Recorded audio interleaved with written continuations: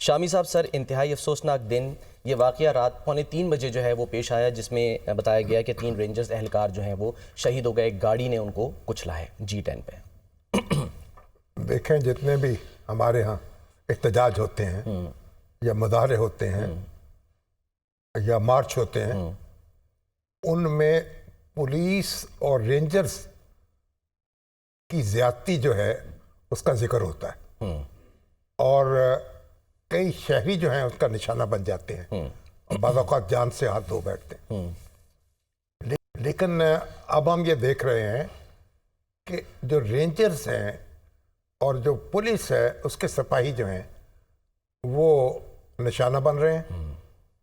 اور حکومت بار بار یہ اعلان کر رہی ہے کہ ان کے پاس اسلحہ نہیں ہے، یعنی جو قانون نافذ کرنے والے ادارے ہیں انہیں اسلحہ نہیں دیا گیا، ان کے پاس وہ یعنی ایسی بندوقیں نہیں ہیں جو فائر کر سکیں، صرف آنسو گیس کے شیلز ہیں، ربر کی بلٹس ہیں، ربڑ کی گولیاں ڈنڈے ہیں، تاکہ ایسا نہ ہو کہ ہلاکتیں ہو جائیں۔ اور کوئی حکومت بھی یہ نہیں چاہتی کہ ایسا تصادم ہو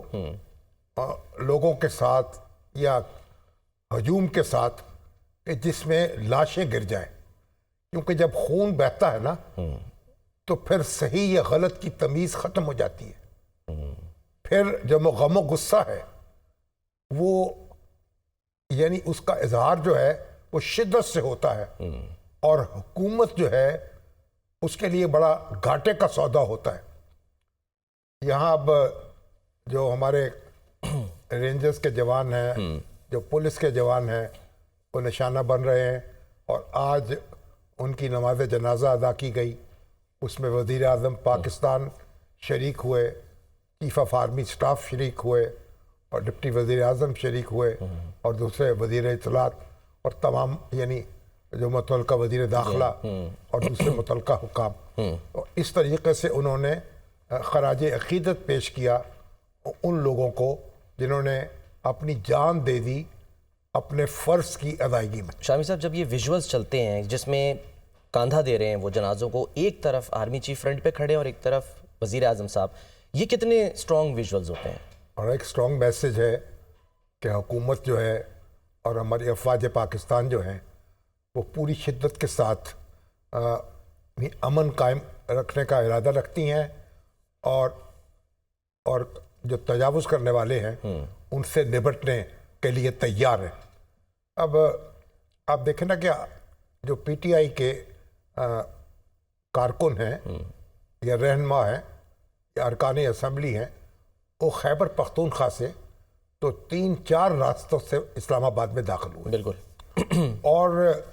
جو بشرا بی بی کہہ رہی تھیں کہ بھی ایم پی ایز اور ایم این ایز جو ہیں 5,000 10,000 افراد لے کر آئیں،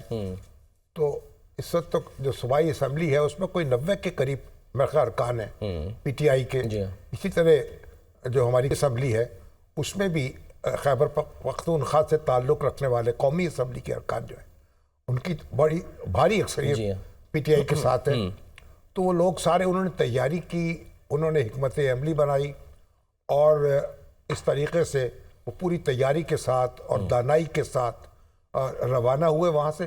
اور انہوں نے مختلف راستے اپنائے اسلام آباد آنے کے لیے، ٹھیک، اور 3-4 راستوں سے ان کے جلوس داخل ہوئے۔ اب یہ جو اگر ان کو روکنا مقصود تھا تو ان کو وہیں روکا جا سکتا تھا جو انٹری پوائنٹ